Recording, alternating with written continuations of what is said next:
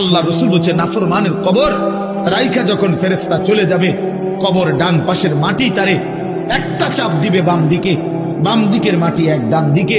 আল্লাহর কসম ডান পাশের হাড্ডি পাঁজর ভাঙ্গা ডান দিকে বাম দিকে চলে যাবে, বাম দিকের হাড্ডি পাঁজর ভাঙ্গা এই দুই আঙ্গুল যেভাবে একটার ভিতরে ঢুকে গেছে, খোদার কসম ডান পাশের হাড্ডি পাঁজর বাম পাশের হাড্ডি পাঁজর এইভাবে একটার ভিতরে ঢুকে যায়। প্রিয় ভাই বাবা আমার, চলেন সবাই নিয়ত করি নিজেকে গুনাহ থেকে বাঁচানো দরকার, নিজের আল্লাহর নাফরমানি থেকে বাঁচানো দরকার। আল্লাহ তাআলা বলেন, আমি আল্লাহকে না দেখে, আমি আল্লাহকে ভয় করে, আখিরাতকে ভয় করে, জাহান্নামকে ভয় করে, কবরকে ভয় করে, কোন ব্যক্তি আল্লাহকে ভয় করে, খোদার কসম এই কথার অর্থ হলো গুনাহ ছেড়ে দেয়।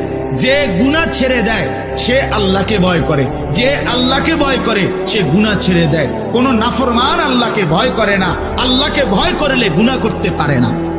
যে গুনাহ ছেড়ে দেয় সে অটোমেটিকলি আল্লাহকে ভয় করে, যে আল্লাহকে ভয় করে সে গুনাহ বর্জন করে। আমার শায়েখ আল্লামা মুফতি মুশতাকুর নবী সাহেব সব সময় চিল্লায় মাহফিলে, অনেক সময় হাজারি করে বলে যে বাপ গুনাহ আগুন, গুনাহ আগুন, প্রতিটা গুনার পিঠে ওই পিঠে আগুন আছে।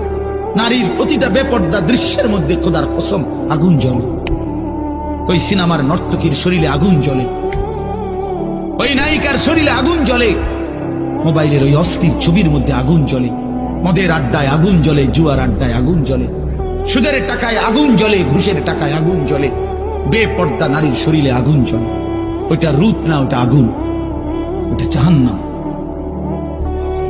আল্লাহ তাআলা বলেন, আমার যে বান্দারা আমার আখিরাত, আমার জাহান্নাম, আমার পরকাল, আমার কবর এই কথাগুলোকে ভয় করে, আমি আল্লাহকে ভয় করে, না দেখে আল্লাহ বলেন আমি ওয়াদা দিলাম আমি তাদের পেছনের সব গুনাহ মাফ করে দেব, আর আমার সবচেয়ে বড় পুরস্কার জান্নাত দিয়ে দেব। কোরআনুল কারীমের মধ্যে আছে, আল্লাহ তাআলা বলেন, বান্দা আমি তোমাকে বানিয়েছি পরীক্ষা করার জন্য, আর পরীক্ষায় উত্তীর্ণ করার উপযোগী আমি আল্লাহই তোমাকে শুনবার জন্য কান দিয়েছি, দেখবার জন্য চোখ দিয়েছি। ওযু, গোসল, নামাজ, রোজা, হালাল হারাম, পাক নাফাক সবকিছু বান্দা পালন করতে পারবে এমন যোগ্যতা দিয়ে তারে মানুষ বানাইছে।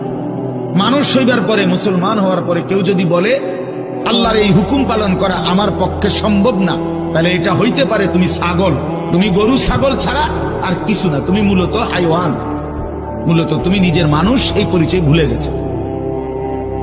তো এই জন্য বাপ আল্লাহ নবী সাল্লাল্লাহু আলাইহি সাল্লাম বলে